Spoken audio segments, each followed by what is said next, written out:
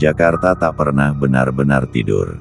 Malam sekalipun, suara kendaraan dan dengung lampu kota tetap terdengar samar di kejauhan. Tapi tidak dengan gang sempit di belakang rumah Fikri.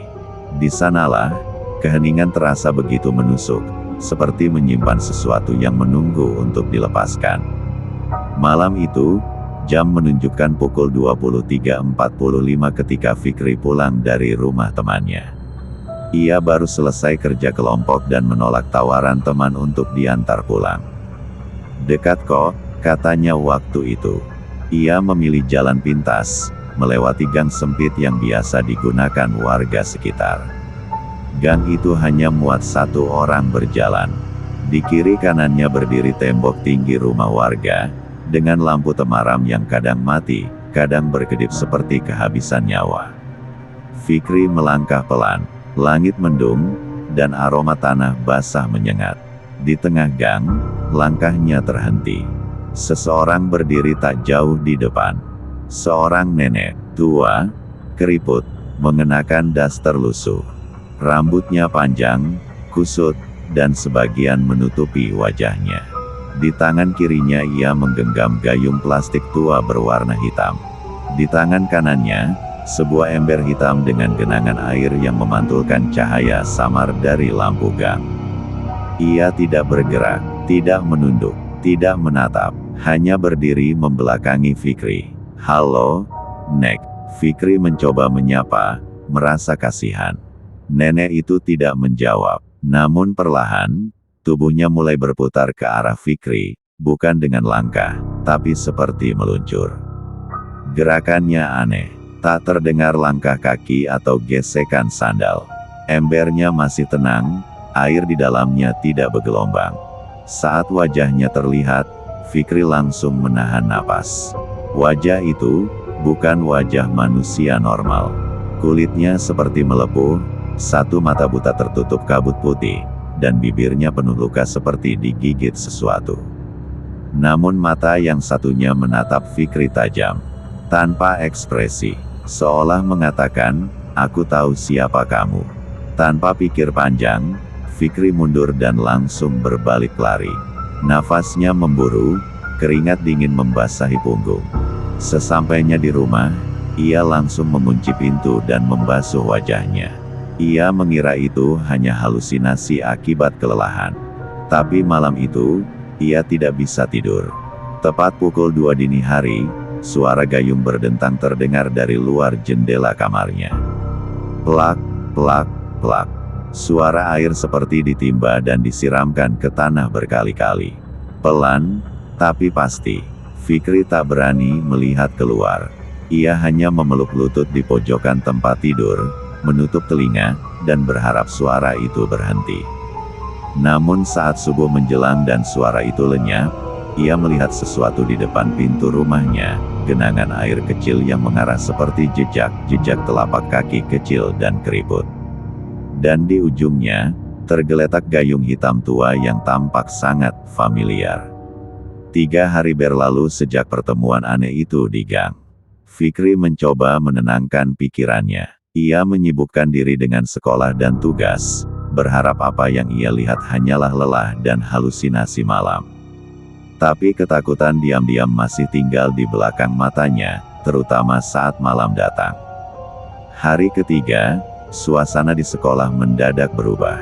Pagi itu, kabar duka menyebar cepat. Anjas, teman sekelas Fikri, meninggal dunia karena kecelakaan motor. Tubuhnya ditemukan tertabrak truk di jalan tol saat malam buta, dan anehnya, tidak ada yang tahu kenapa dia bisa ada di sana. Fikri terdiam di bangkunya, perutnya mual. Anjas, teman satu gengnya, yang beberapa minggu lalu pernah bercerita sambil bercanda soal nenek gayung. "Lebih besar dari gua pernah lihat, sumpah. Nenek bawa ember sama gayung hitam di gang rumah gua. Tapi gua cuekin. Kata orang, kalau lo nyapa dia, lo bakal dijemput." Hi, serem ya. Dulu mereka tertawa, mengira itu cuma mitos murahan. Tapi kini, Anjas sudah tidak ada. Dan Fikri menyadari satu hal mengerikan, ia juga melihat nenek itu, bahkan menyapanya. Pulang sekolah, Fikri tak langsung ke rumah. Ia mampir ke warnet tua di ujung jalan dan mulai mencari di internet. Ia ketik, Nenek Gayung Jakarta. Puluhan hasil muncul, blog-blog lama, forum misteri, hingga artikel kisah nyata. Semuanya punya kemiripan menakutkan. Lebih besar dari, Nenek Gayung sering muncul di gang sempit, dekat rumah warga. Ia membawa ember hitam dan gayung. Konon, ia adalah penjemput roh manusia yang ajalnya sudah dekat. Jika kau menyapanya, ia akan mengingat wajahmu. Dan 3 hari setelahnya, jiwamu akan dijemput. Fikri menggulir halaman demi halaman. Banyak cerita serupa, ada yang bertemu di pasar, ada yang di gang sempit, bahkan ada yang muncul di kamar mandi rumah. Mereka yang menyapanya, semuanya, mati tak lama kemudian. Tangan Fikri gemetar. Ia mulai mengingat kembali kejadian 3 malam lalu. Saat ia berkata, "Halo, Nek." Saat mata putih itu menatapnya, saat suara gayung menggema di malam hari. Ia bahkan menemukan gayung hitam tua di depan pintunya pagi itu. Dan kini, Anjas telah pergi. Apakah Fikri yang berikutnya? Malam itu, ia memutuskan untuk tidak tidur. Ia mengunci pintu kamar rapat-rapat, menutup semua jendela, dan duduk di pojokan sambil memegang senter. Tapi rasa kantuk tetap menyerang. Sekitar pukul 2 pagi, kelopak matanya mulai berat. Ia mulai terlelap tanpa sadar. Dan dalam tidurnya, ia kembali berada di gang sempit. Namun kali ini gang itu tidak lagi pada tembok. Di kanan kirinya hanyalah air hitam menggenang. Di ujung lorong, berdiri nenek itu. Diam, dengan gayung di tangan, ia mulai berjalan ke arah Fikri, tapi langkahnya tidak menimbulkan suara. Air di sekitarnya tetap tenang. Hanya suara gayung yang terdengar. Plak, plak, plak. Saat nenek itu semakin dekat, Fikri mencoba berbalik dan lari, tapi kakinya seperti menancap di lumpur. Dan sebelum ia bisa menjerit, nenek itu sudah berdiri di depannya, mengangkat gayung tinggi-tinggi. "Sudah waktunya, Nak." Fikri terbangun dengan napas memburu dan tubuh berkeringat. Di lantai kamar, ada genangan air kecil. Dan jejak kaki keriput, mengarah dari jendela ke tempat tidurnya.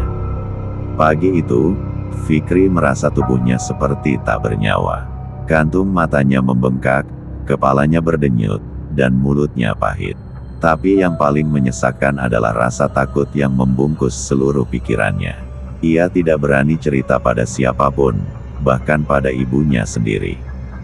Bagaimana bisa ia menjelaskan bahwa ia tengah dihantui oleh sosok nenek pembawa gayung? Namun rasa putus asa membuatnya nekat. Siang itu, saat jam sekolah kosong, Fikri mendatangi Ujang, penjaga sekolah yang dikenal sering bicara soal hal mistis. "Pak Ujang," Fikri mendekat pelan. "Pernah dengar cerita soal nenek gayung?" Pak Ujang yang sedang menyapu langsung berhenti. Matanya menatap Fikri tajam. "Kenapa kamu nanya itu, Nak?" Fikri ragu sejenak, lalu menjelaskan semuanya. Mulai dari malam ia bertemu sang nenek, suara gayung di luar jendela, hingga kematian Anjas dan mimpi-mimpi menyeramkan itu. Pak Ujang tampak tegang. Ia menurunkan sapunya, lalu duduk di bangku teras sekolah. "Dengar ya, Fikri.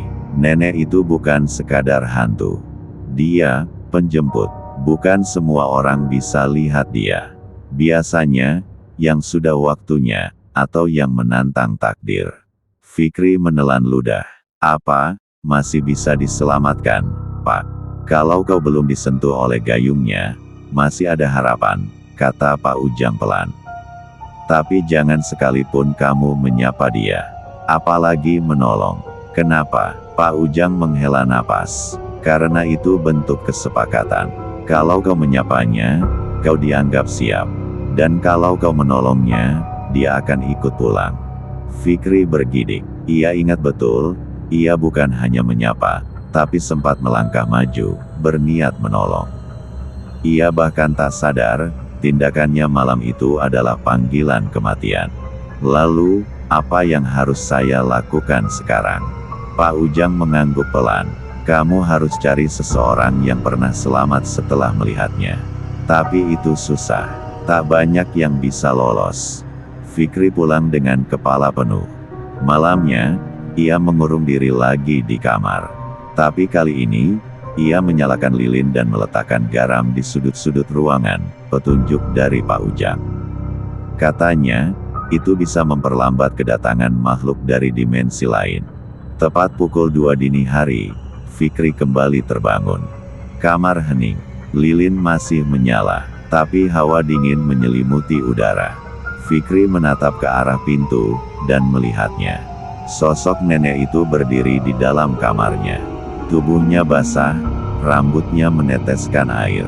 Ember di tangan kirinya tampak penuh, dan kali ini, bukan hanya air, tapi ada lumpur hitam pekat yang menetes dari pinggirannya.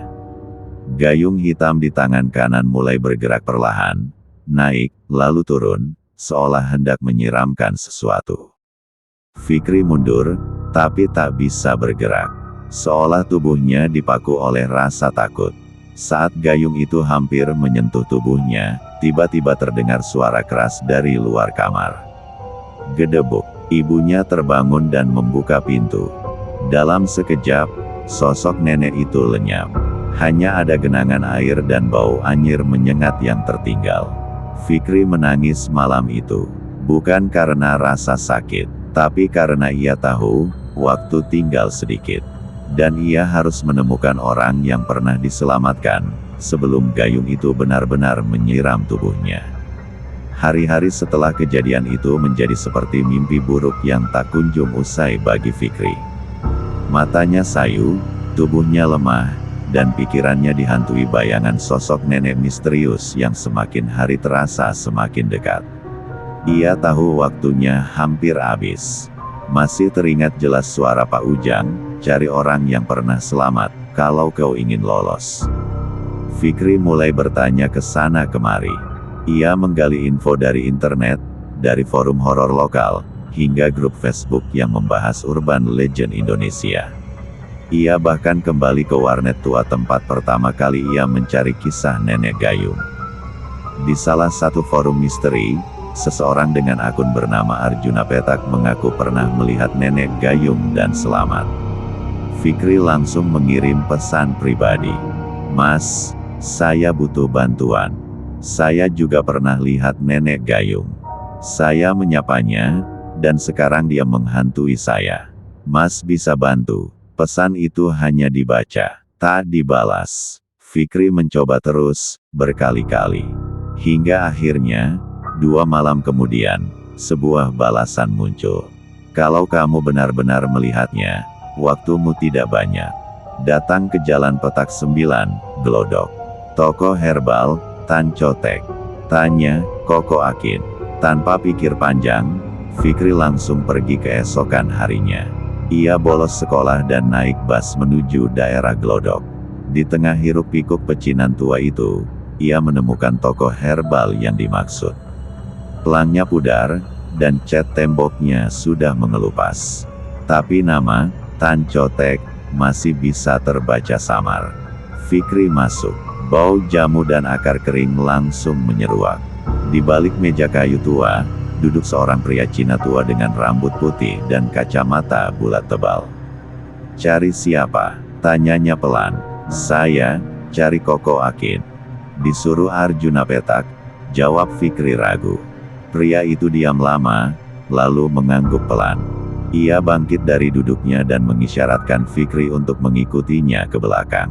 Ruang belakang toko itu gelap dan sempit, penuh dengan rak kayu dan botol-botol berisi ramuan aneh. Di sana, pria itu membuka sebuah kotak kecil dan mengeluarkan foto lama yang mulai menguning. Foto itu menampilkan 3 anak laki-laki, satu di antaranya mengenakan seragam sekolah, dan yang satu lagi, adalah Anjas. Ini tahun 2006, kata pria itu. Kami bertiga pernah bertemu nenek gayung. Hanya aku yang selamat. Fikri menatap foto itu lekat-lekat. Kenapa cuma Koko yang bisa selamat? Koko Akin menarik napas dalam. Karena aku ditebus. Ditebus, ya, ujarnya. Rohnya meminta satu nyawa, dan seseorang menukar tempatku. Tanpa itu, kau tak bisa lepas. Darah Fikri serasa membeku. Kau hanya punya dua pilihan, lanjut Koko. Temukan cara untuk membuatnya kehilangan minat padamu, atau serahkan pengganti. Fikri menunduk. Tapi, saya nggak mau ada orang lain yang mati karena saya. Koko Akin menghela napas panjang. Kalau begitu, kau harus ke tempat asalnya. Di sana, kau bisa mencoba memutus perjanjian. Tapi tidak banyak yang kembali. Di mana? Koko menyerahkan secarik kertas kecil. Di atasnya tertulis, Gang Hitam, Jakarta Utara. Dekat dermaga tua. Tengah malam, sendirian. Satu hal yang harus kau ingat, ujar Koko dengan suara berat. Jangan bicara apapun di sana. Sekali kau berbicara, dia akan tahu kau datang untuk melawan. Fikri menatap alamat itu dalam-dalam. Hatinya diliputi rasa takut yang dalam, tapi juga secercah harapan. Ia tidak akan menyerah. Ia akan pergi ke Gang Hitam, dan berhadapan langsung dengan asal-muasal mimpi buruk itu. Malam itu, Fikri berdiri di depan gerbang tua berkarat di pinggiran Jakarta Utara. Angin laut yang asin berembus dingin, membawa suara gemerisik dan lolongan anjing liar dari kejauhan. Di balik gerbang itu, terbentang gang sempit yang gelap, nyaris tidak terlihat ujungnya. Tulisan pudar di atas gerbang bertuliskan, Gang Hitam. Meski seluruh tubuhnya gemetar, Fikri melangkah masuk. Langit mendung, dan bulan seolah malu menampakkan wajahnya. Setiap langkah Fikri terasa berat. Bau anyir menyengat mulai memenuhi udara, bau lumpur, tanah basah, dan kematian.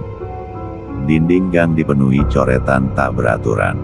Beberapa seperti mantra kuno, lainnya menyerupai wajah-wajah mengerikan. Tak ada lampu, hanya cahaya redup dari korek api yang sesekali dinyalakan Fikri untuk memastikan arah. Tiba-tiba, gang itu bercabang. Di tengahnya, berdiri gerobak penjual mainan tua yang berkarat. Di atasnya, tergantung boneka-boneka rusak dengan mata bolong. Fikri merinding. Lalu, terdengar suara, "Nak, kamu sendiri." Fikri membeku. Itu suara perempuan tua, samar, pelan, tapi berasal dari depan. Ia ingat pesan Koko Akin, jangan bicara apapun. Sekali kau bicara, dia akan tahu. Fikri memejamkan mata, menahan napas, dan melanjutkan langkah. Gayung nenek jatuh. "Nak, bisa tolong ambilkan?" Suara itu lebih dekat sekarang. Seperti tepat di samping telinganya. Fikri menoleh perlahan.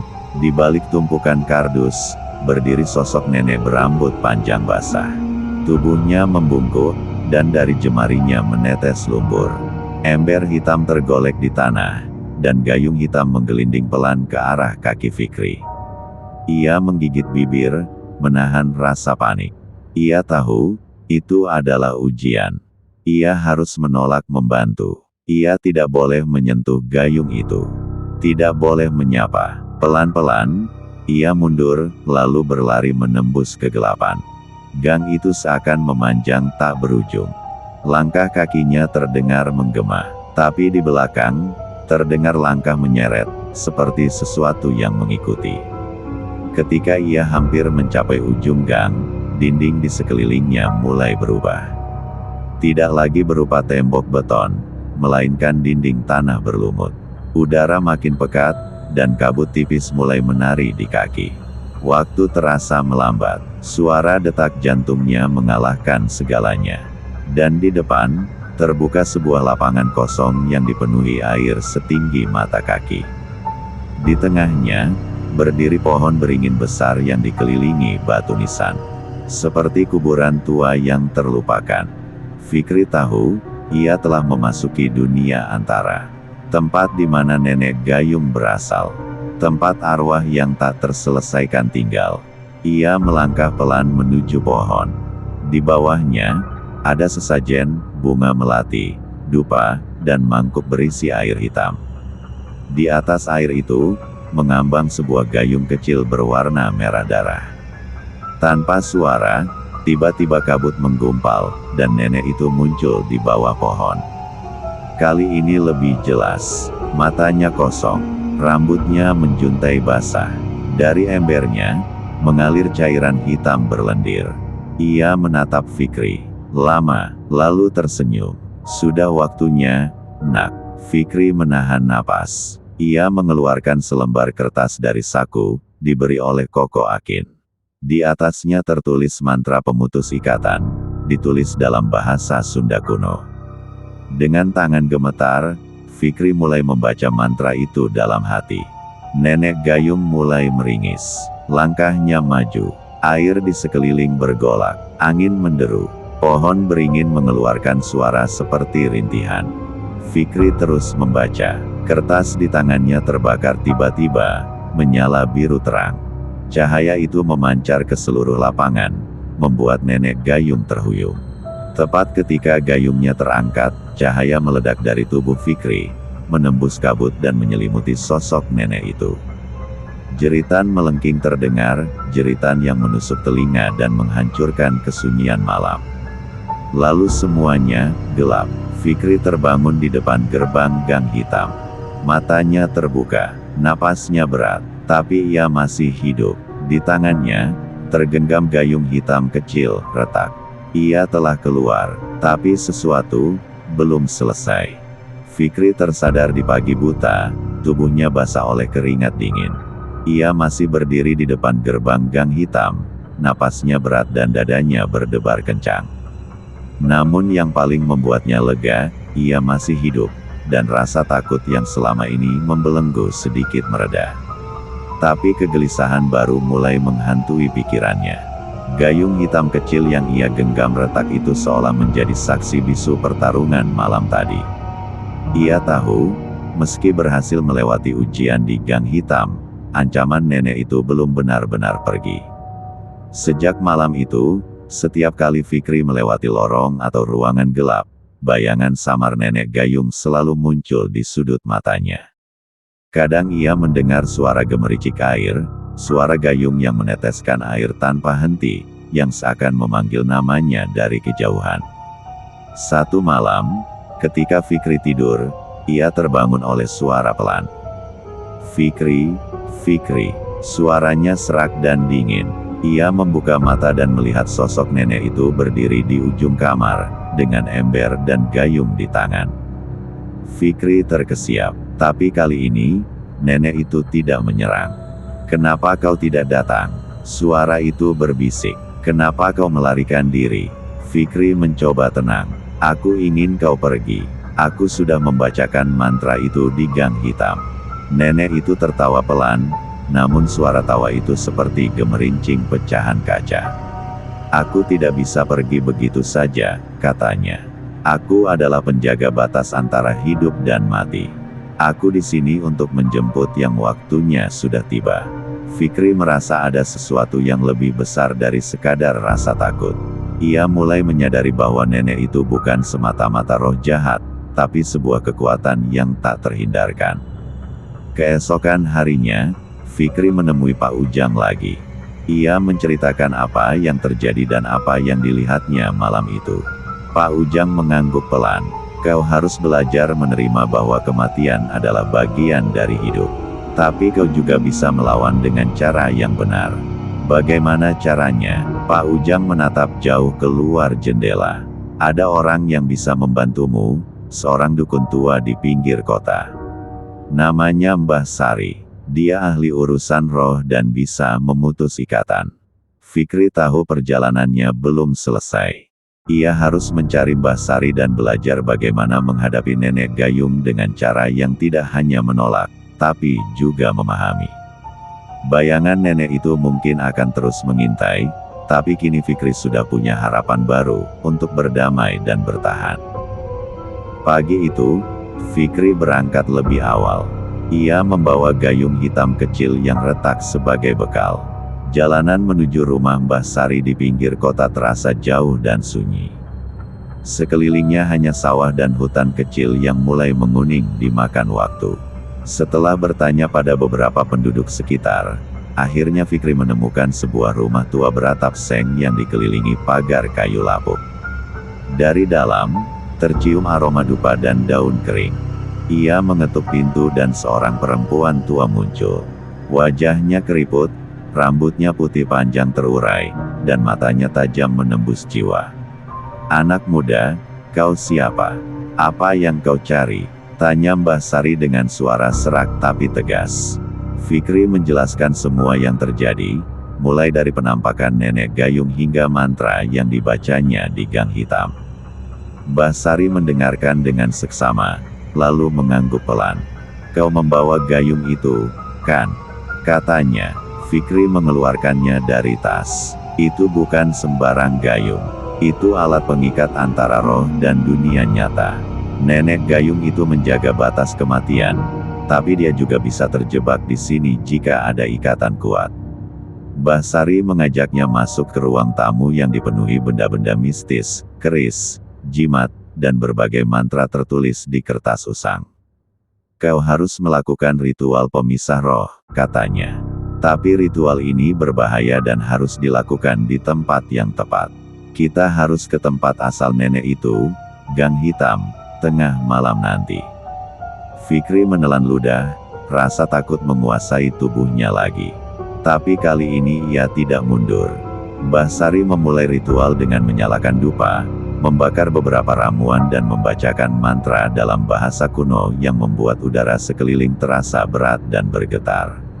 "Aku akan membantu kau memutus ikatan itu, tapi kau harus berani menghadapi bayangannya," ujar Mbah Sari. Malam tiba, mereka kembali ke Gang Hitam. Kali ini, Mbah Sari membawa jimat pelindung dan alat ritual lengkap. Fikri memegang erat gayung hitam yang retak. Di tengah gang, mereka mulai ritual. Mbah Sari melantunkan mantra panjang, mengelilingi Fikri dengan garam dan bunga melati. Tiba-tiba, kabut tebal muncul dan dari dalamnya keluar sosok nenek gayung, lebih menyeramkan dari sebelumnya. Tapi kali ini, Fikri tidak lari. Dia berdiri tegap, siap menghadapi takdir. Pertarungan spiritual itu berlangsung intens. Cahaya dan bayangan saling beradu, suara jeritan dan tawa serak bergema. Nenek gayung mencoba memikat dan menakut-nakuti, tapi ritual Mbah Sari membuatnya melemah. Dengan lantang, Mbah Sari mengucapkan mantra terakhir yang membuat sosok nenek itu menjerit dan menghilang dalam kepulan asap hitam. Suasana gang kembali sunyi. Fikri merasa beban berat terangkat dari dadanya. Mbah Sari tersenyum lemah. "Kau bebas, nak. Tapi ingat, kematian adalah bagian hidup. Hormatilah dan jangan takut." Fikri menunduk dalam syukur. Ia tahu perjalanan ini mengubah hidupnya. Setelah ritual di Gang Hitam, hidup Fikri berubah perlahan tapi pasti. Suara-suara gaib yang dulu menghantui malamnya kini hilang, dan bayangan nenek gayung tak lagi mengintai sudut matanya. Namun, pengalaman itu meninggalkan bekas yang dalam di hatinya. Hari-hari berlalu, Fikri mulai mengerti bahwa kematian bukan hanya akhir, tapi juga awal dari sesuatu yang lain. Ia belajar untuk menghargai waktu, menghormati roh, dan menerima ketakutan sebagai bagian dari perjalanan hidup. Suatu sore, saat duduk di tepi danau kecil dekat rumahnya, Fikri melihat bayangan nenek gayung untuk terakhir kalinya. Tapi kali ini, bukan sebagai sosok menakutkan, melainkan sosok perempuan tua yang lelah, membawa ember dan gayung, seolah ingin berterima kasih. Fikri tersenyum pelan, dan dengan penuh hormat, ia mengangguk. "Kau sudah pergi dengan tenang, nenek," bisiknya. Sejak saat itu, Fikri menjadi lebih dekat dengan keluarganya, lebih perhatian terhadap orang-orang di sekitarnya. Ia bahkan mulai belajar hal-hal tradisional dari Pak Ujang dan Mbah Sari, agar tidak lagi takut pada hal yang tak terlihat. Gang Hitam yang dulu menyeramkan kini menjadi tempat yang lebih damai. Penduduk sekitar tak lagi melupakan kisah nenek gayung, tapi mereka juga belajar menghormati dan tidak melawan takdir. Fikri menyadari, kadang hal yang paling menakutkan adalah yang paling kita butuhkan untuk tumbuh dan menjadi kuat. Cerita Nenek Gayung tidak berakhir dengan teror, tapi dengan pemahaman dan keberanian. Ia adalah penjaga batas antara dunia hidup dan mati, pengingat bahwa kita semua suatu saat akan dipanggil. Tapi selama kita hidup, kita harus berani melangkah, menerima, dan terus belajar.